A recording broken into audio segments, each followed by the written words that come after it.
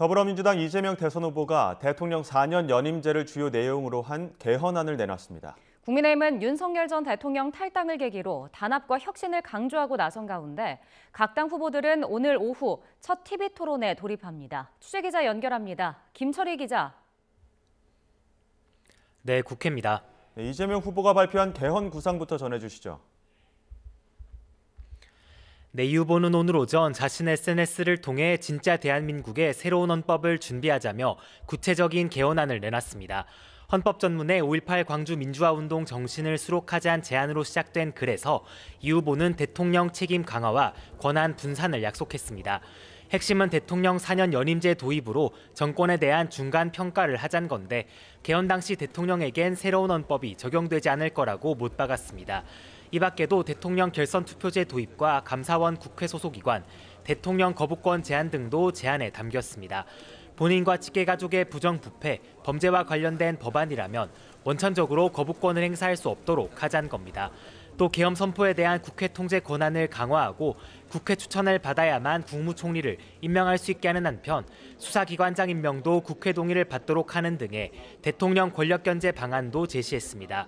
이어 국회 개원 특위를 만들어 하나씩 합의를 시작하자면서도 빠르면 내년 지방선거, 늦어도 2028년 총선에선 개헌안 국민투표를 진행하자고 밝혔습니다.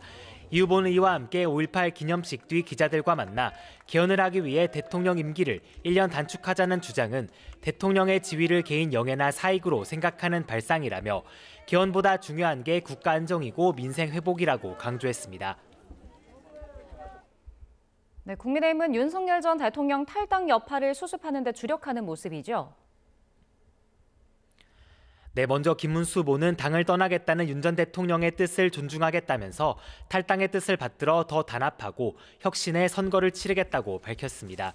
공개적으로 자진 탈당을 권고했던 김용태 비대위원장 역시 결단을 높이 평가한다며 탄핵의 강을 넘어서겠다고 말했습니다. 윤상현 의원도 조금 전 기자회견을 열고 지금은 김문수 후보를 위해 힘을 모아야 할 때라면서 당의 단합을 재차 강조했습니다. 한동훈 전 대표 역시 김 후보가 일부 조건을 수용한 만큼 현장 선거운동에 돌입할 예정인데요. 우선 다음 주 화요일 부산 광안리 현장 유세를 시작으로 대구와 청주, 강원 등을 돌며 선거를 돕는다는 계획입니다. 또 다른 경선 경쟁자였던 홍준표 전 대구시장은 미국에 머물며 아직 명확하게 입장을 밝히지 않고 있습니다. 이에 따라 김대식 의원과 유상범 의원 등 홍 전 시장과 가까운 인사들이 오늘 밤 미국으로 출국해 홍 시장을 설득한다는 계획입니다. 네, 각 당 대선 후보들 일정도 정리해 주시죠. 네, 오늘 오후 첫 TV 토론 예정된 만큼 후보들도 개인 일정을 최소화한 모습입니다. 먼저 민주당 이재명, 개혁신당 이준석 후보는 광주에서 열리는 5.18 민주화운동 기념식 참석을 제외하곤 특별한 공개 일정을 잡지 않았습니다. 하루 전 광주를 찾았던 김문수 후보는 오전 서울 여의도 중앙당사에서 경제 공약을 발표했는데 마찬가지로 TV 토론 준비에 착수했습니다. 새 후보와 함께 민주노동당 권영국 후보도 오늘 저녁 8시 서울 상암동에서 TV 토론을 벌이는데요.